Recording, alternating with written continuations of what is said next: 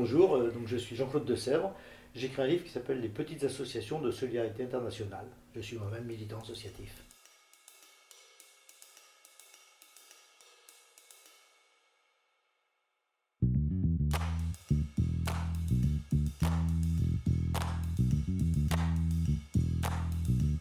Alors, l'origine de ce livre, c'est d'abord un constat. Il n'existait aucune étude, je n'ai trouvé aucune étude, aucun écrit sur les petites associations de solidarité internationale. Donc, je me suis dit, pourquoi ne pas faire une enquête? Donc, j'ai choisi un terrain d'enquête, les petites associations de Loire-Atlantique qui sont en lien avec Madagascar.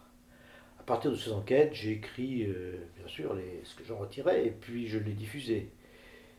Et on m'a conseillé de le faire éditer. Alors, je voyais deux intérêts. C'était d'une part de donner une visibilité à toutes ces petites associations, et puis d'autre part avoir un matériau pour pouvoir échanger avec d'autres associations si possible. Voilà. Donc j'ai fait une description de ces associations. C'est surtout pas une prescription de ce que doit être la solidarité internationale. Voilà. Donc dans cette enquête, j'ai eu quelques réponses et aussi beaucoup de questions. Quelques réponses que j'ai quand même au travers de cette enquête. Tout d'abord, le nombre d'associations. Quelque chose de surprenant, il y a eu en Loire-Atlantique depuis 30 ans plus de 100 associations créées en lien avec Madagascar. Et plus de la moitié, 55 à 60, sont toujours actives. Ce qui veut dire qu'en extrapolant, il y a environ 30 000 à 40 000 petites associations de solidarité internationale en France. C'est surprenant. Voilà. Alors, pourquoi autant d'associations? Il n'y a jamais une seule explication pour créer une association, il y a toujours un faisceau d'explications. Un faisceau d'explications, alors, qui peuvent être très diverses, car elles sont très diverses, ces associations. Ce qui nous permet de définir peut-être quelques grandes catégories. Il y a d'abord les associations qui sont en lien avec des structures religieuses. Ensuite, on va trouver les associations de la diaspora. De plus en plus, des associations qui sont liées à des séjours, à des rencontres lors de séjours. Mais on voit aussi des associations qui sont créées suite à des adoptions ou par des groupes d'étudiants ou pour réinvestir des compétences professionnelles. Donc voilà un certain nombre de grandes catégories.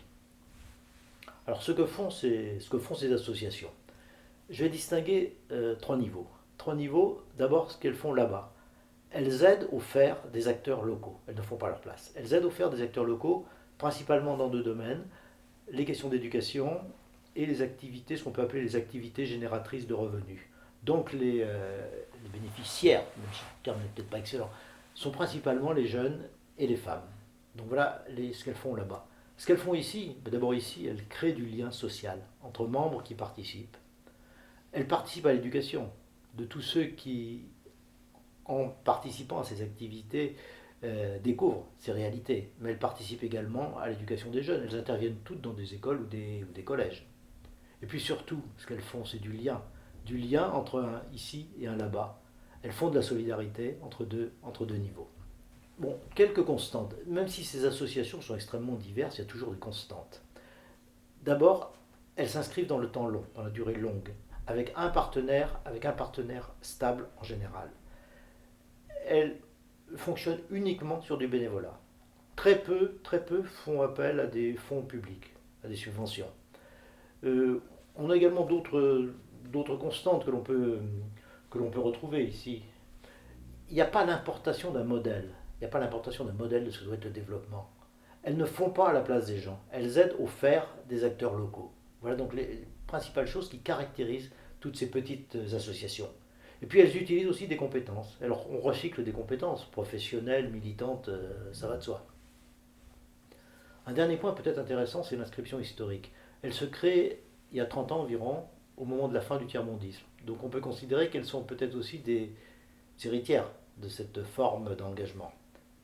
Et puis, autre chose, le monde a changé, les voyages se sont développés. C'est aussi une des explications de ces associations. Bon, bien sûr, cette enquête est limitée et il serait souhaitable qu'il y ait des prolongements et des enquêtes avec d'autres pays. Et puis, cette enquête, elle montre aussi quand même les difficultés et les défis auxquels sont confrontées ces associations. Les défis, bon, c'est souvent le renouvellement militant, c'est les conséquences de la fragmentation aussi. Et puis peut-être l'inscription dans le temps long, qui est un atout, peut-être être aussi un inconvénient parce que ça risque de créer de la dépendance. Bon, en conclusion, je pourrais dire que ces associations, je pense qu'elles font un travail très intéressant, remarquable, souvent innovant, Mais ce qui est premier, ce n'est pas le projet, ce n'est pas ce qu'elles apportent. Ce qui est premier, c'est vraiment la relation. Elles créent de la relation, et en cela, je pense qu'elles jouent un rôle complémentaire des plus grosses associations. Alors, elles sont diverses, et j'ai envie de dire que petites et grosses associations sont très certainement complémentaires.